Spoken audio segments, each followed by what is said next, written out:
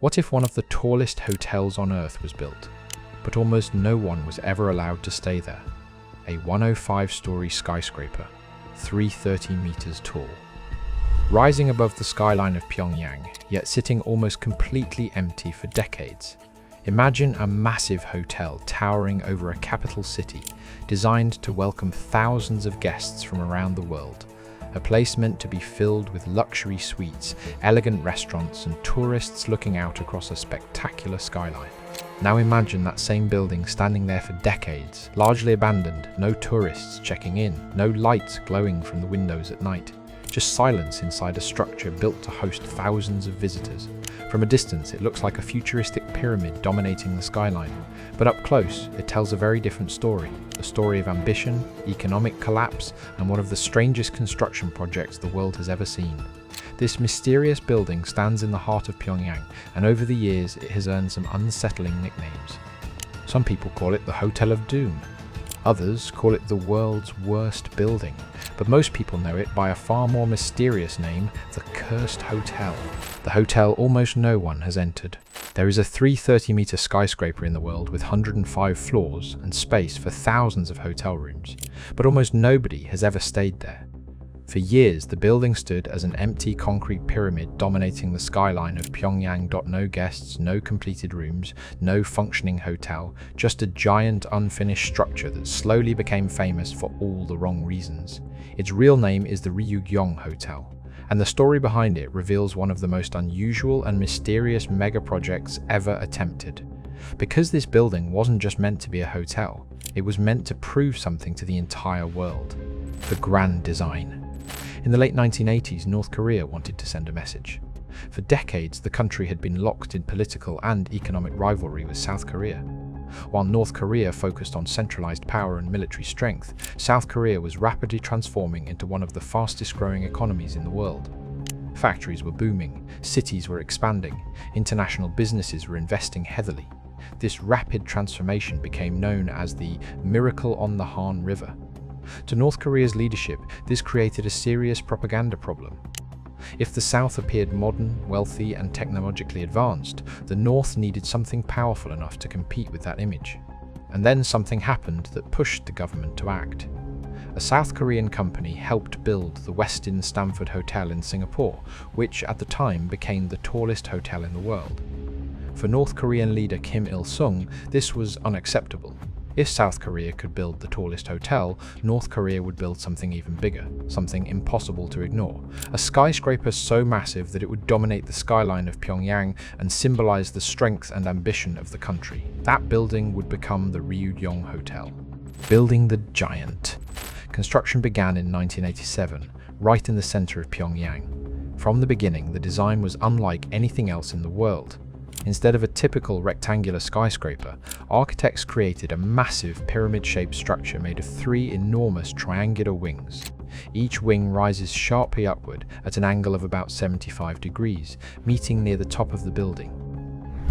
At the summit sits a circular structure, a truncated cone which was planned to contain 5 revolving restaurants.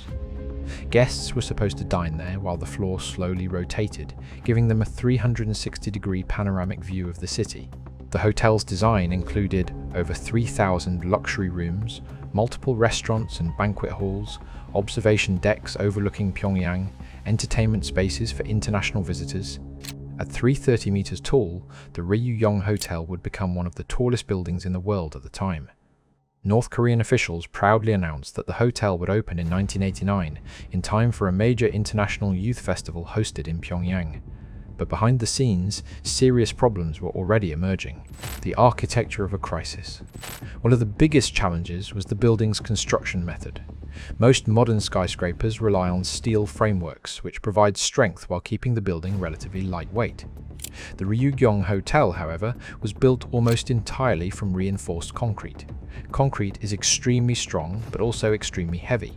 For a building of this size and shape, that made construction slower, more difficult, and far more expensive. But the biggest problem was still to come. In 1991, the Soviet Union collapsed. For North Korea, this was an economic disaster.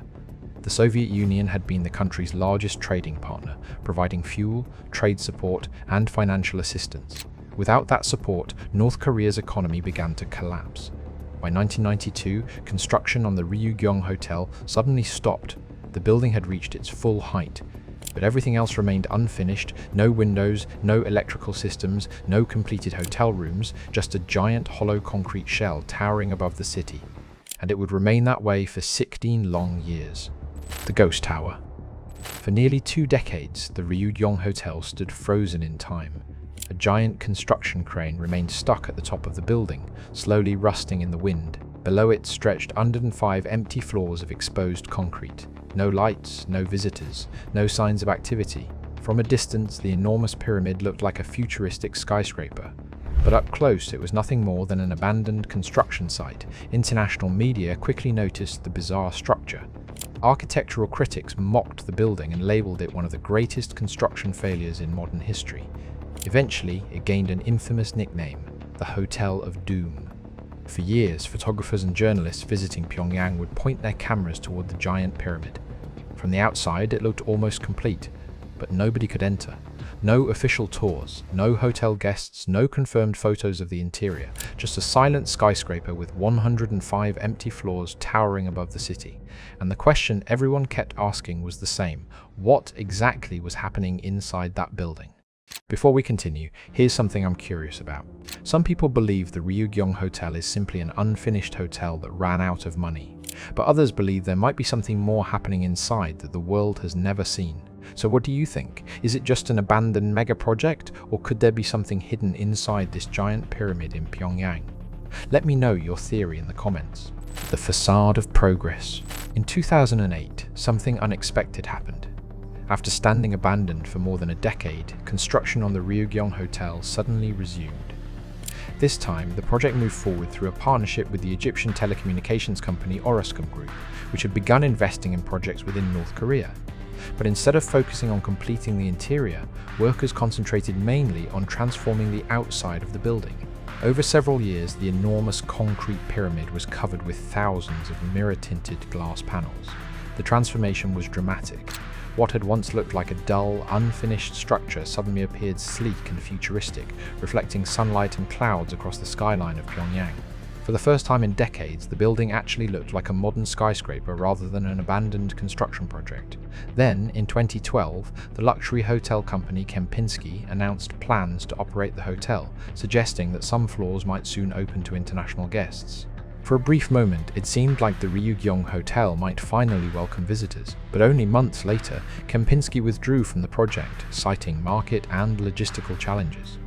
Once again, the building remained closed, its glass exterior shining brightly, while the massive interior still remained largely unfinished and mysterious. Inside the mystery. Very few outsiders have ever been allowed inside the building, but the rare reports that have surfaced suggest something strange. Some floors remain bare concrete shells. Others lack basic infrastructure like plumbing, electrical wiring, and finished walls. Even elevator systems essential for a 105-story skyscraper may never have been fully installed. Completing the building today could cost billions of dollars. So instead of finishing the hotel, the government found another use for it: the world's tallest billboard. In 2018, the Ryugyong Hotel underwent another transformation. Engineers installed over 100,000 LED lights across the building's exterior. At night, the entire pyramid lights up with animated displays visible across Pyongyang. These displays show patriotic imagery, national symbols, historical scenes, and the North Korean flag.